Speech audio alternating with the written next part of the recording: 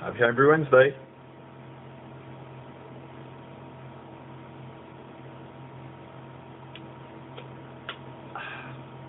Beautiful. That's my second kit that I've done recently. It's a Burton Bridge Brewery porter, which was basically a kit and kilo kit, but I used dry malt extract instead of a kilo of sugar. It's turned out really nice, really smooth, beautiful flavour. I know dark beers are easier to get right and harder to mess up with off flavours and that, but this is really nice, so I'm really happy with that. You join me at an exciting time in my brewing sort of career, hobby. That's to say that I've just been buying a lot of equipment recently to go all grain. Up to this point I've only done kits, now I'm going to be doing a few extract brews as kind of a stepping stone, and then I'm going to be going to all grain shortly. So with that in mind,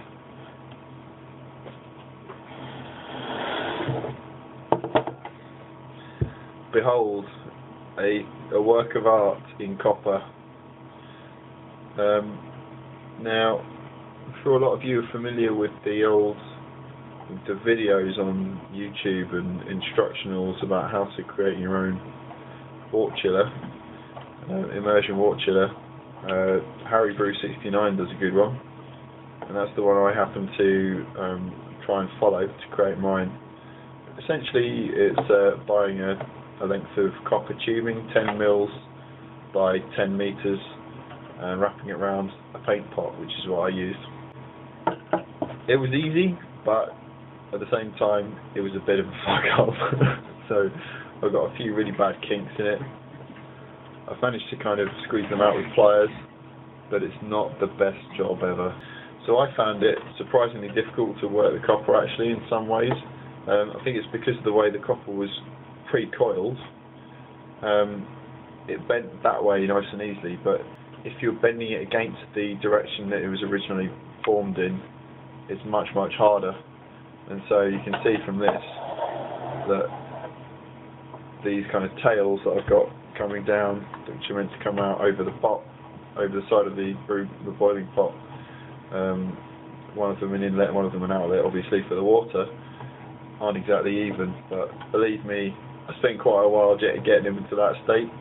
So you might think that it's an easy job just to get that back to that, but you can probably see that there are kinks in here, and so it's quite difficult without actually having sort of pipe benders or those kind of tools to actually get this to bend without just completely closing it up at one particular point where there's already a point of weakness. But anyway, water goes through it because I've kind of tested that by holding it under the tap with a bit of pressure. So I think it's going to work. It's not pretty, but then I kind of like that. It's really homemade, and it looks it. So here's the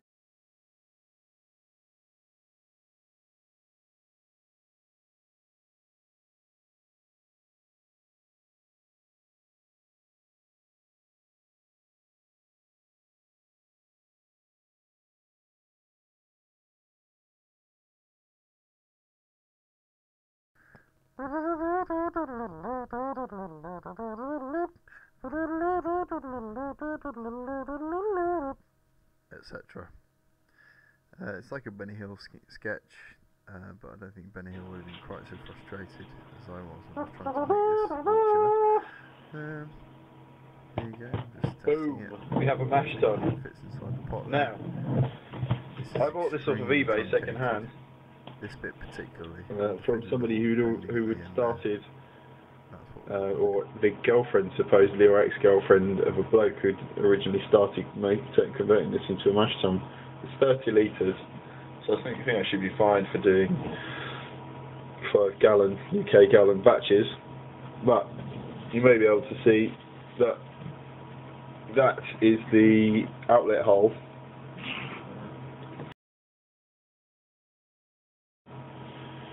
Looks like 15 mil, but they've kind of sealed it in with that kind of plasticky, rubbery kind of sealant that you use around the edges of baths and showers, that sort of thing. So I've not seen any instructionals like that use that method, and it looks a bit bodged together. So I think I've got a bit of a challenge on my hands to kind of salvage that into a decent job. So I feel like every week I'm doing Brew Wednesday at the moment. I'm kind of buying new equipment and stuff, and there's a bit of a capital outlay at the moment, but like I said in a previous edition, I didn't realise how much cheaper it is to do all grain brewing, and that's why I'm seeing it as, I'm an accountant by trade, so I'm seeing it as kind of an investment, it's an asset I would appreciate over several years worth of drinking. Cheers to that.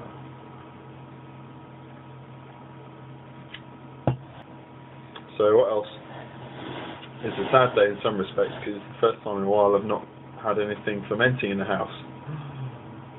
So that's because I bottled my cider, an apple and raspberry cider, a pineapple cider, kind of. Unbelievable amount of sediment in that one.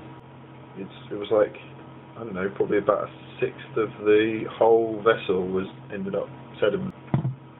And again, they tasted really dry and acidic, a bit like the first one that I did. I think again I'll probably end up drinking it over some fruit juice and making it taste a bit better. But future, if and when I make more cider, back sweetening is the way to go. I've actually reached the end of my summer ale tonight. Had the old corny going empty out and go gush and just give me air after a third of a pint of summer ale this evening. So I've actually drunk that all in. That's not all of it, obviously, because I bottled some of it because I did like a 5 UK gallon batch. So I've drunk that all in about 5 weeks, I think, which is 19 litres, give or take, maybe a bit less because it's giving head space. So let's say 18.5 litres over 5 weeks. It's quite a lot. It's like 7 or 8 pints a week. Don't know how that compares to other people's drinking rates.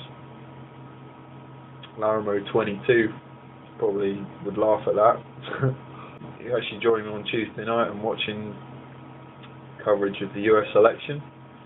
It doesn't really kick off here at this time of night. There haven't been any results called yet, and there won't be until much later on. But I'm a sucker for that kind of thing. I can't resist the temptation to stay up a little bit and watch them. I just love that graphic shit. Viewers in the UK may know what I mean by when I talk about a show called The Day Today. It's like a spoof news show done a few years ago with ridiculous graphics everywhere, exploding pineapples and stuff like that, and news programs have actually become more and more like that as they go on, and election coverage night is the epitome of it. Ridiculous. All these pie charts and bar charts and interactive things coming swinging out of the walls and stuff. Like I said, I'm going to make some extract brews, 3 extract brews to be precise, and they are out of the book Brew Your Own British Real Ale, which I bought a couple of weeks ago by Graham Wheeler, and they are Bateman's Triple XB, Timothy Taylor Landlord, and fuck, I can't remember the other one, excuse my French. So I'll get the book.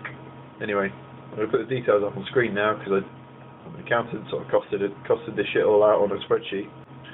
I put an order in. Got a shed load of DME, dry malt extract, and I also got because it's my first extract brews. It'll be my first encounter with hops and with specialty grains. So yeah, got some Challenger hops, 2011 season, 8.12% alpha acid. These are 100 gram bags. Eastgate Goldings, EKG, 5.49%. Classic English hops.